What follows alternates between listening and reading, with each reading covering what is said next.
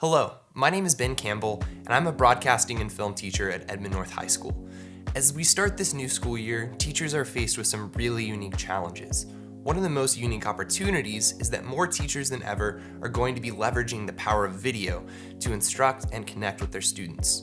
For many teachers, you've never made a video before, and now it may be part of your weekly or even daily life. To help you out, I thought I'd give you a quick crash course in some of the most basic things you can do to improve your videos. These techniques can be used to improve everything from recorded lectures to Zoom calls or Google Meets. Let's jump into it. No matter what device you're using, your framing and camera angle are important. If you're not demonstrating anything, but instead are simply addressing your students, you want your framing to be a medium close-up, which is around the middle of your chest to the top of your head. This is a natural distance similar to what you see when you're standing and talking to someone.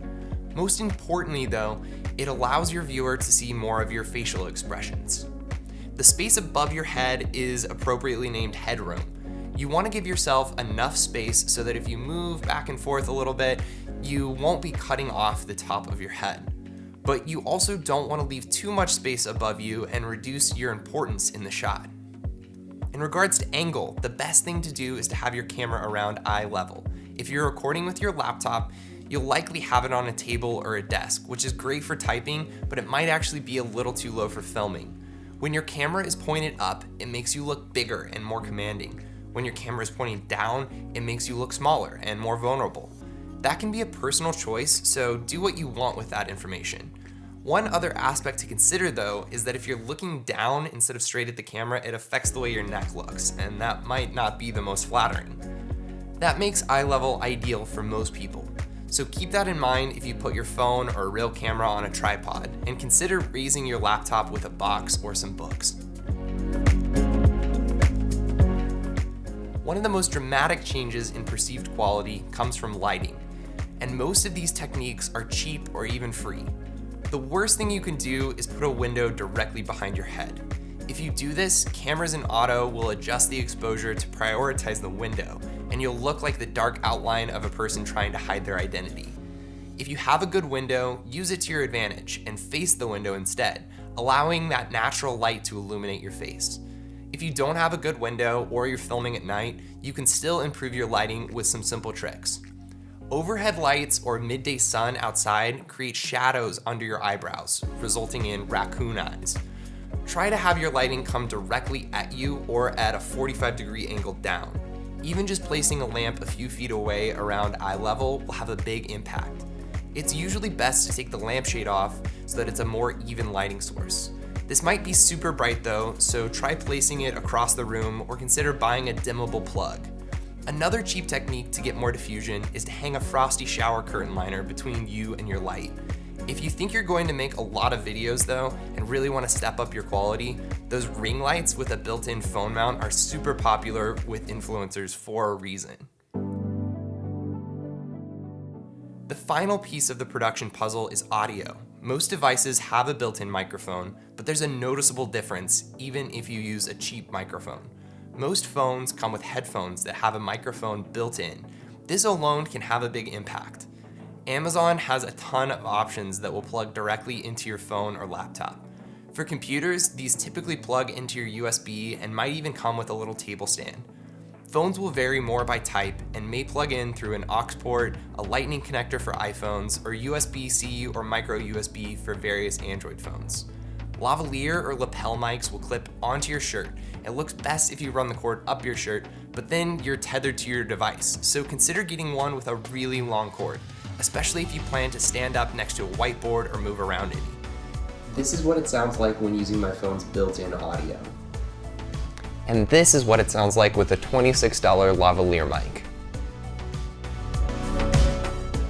If you're hosting video chats, almost every platform will have an option to share your screen while still showing your camera. This is great for going through slideshows because it's really hard to get a good-looking video by filming a screen. Even if the information on your screen is the most important thing, please consider leaving your camera on. It's important for your students to see you, and as soon as you leave the screen, that personal connection diminishes greatly. If you're recording lessons for students to watch later, Chrome has a great extension called Loom, which allows you to record both your screen and a video of yourself. There's a free version, but you may quickly find yourself wanting the paid version. Another paid platform is WeVideo, which our district is providing to every teacher this year. We'll be covering that in a district-wide PD, and I might even make a separate video just about that. After you finish filming, you might want to edit your work. We're all in uncharted waters here though, and no one expects your video lessons to be amazing works of art for generations to come. It's okay to hit record, do your best, and power through mistakes just like you would in a classroom setting. If you don't mind doing a little editing though, 90% of what you'll be doing is just trimming your start and stop points and cutting in to edit out mistakes.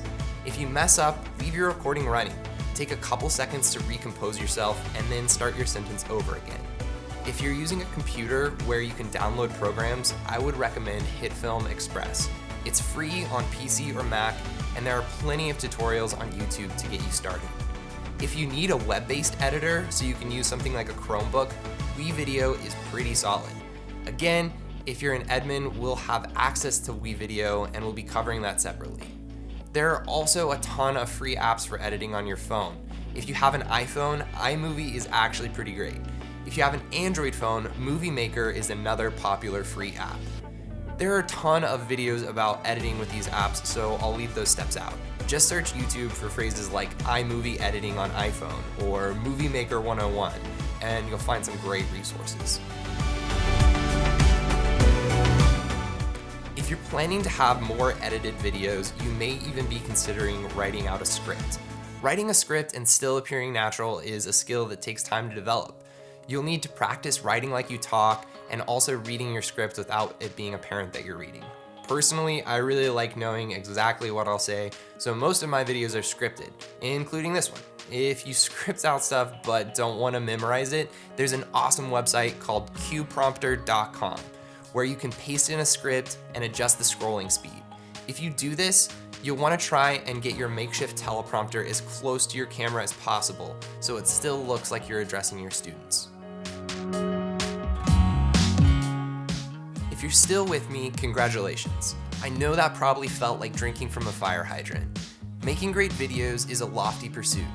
Don't feel like you have to try everything I recommended in one go, but hopefully you'll try out a few of these tips. The most important thing is that you try to have fun with it and smile way more than you think you need to. Video gives you an amazing opportunity to connect with your students and show them you're happy to share your knowledge even though you can't physically be with them.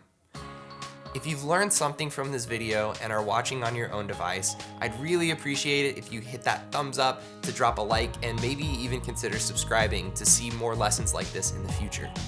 I'll leave you with the same sentiment I end on with all my videos for students in my broadcast and film classes. It doesn't matter if it's perfect, it only matters that you start.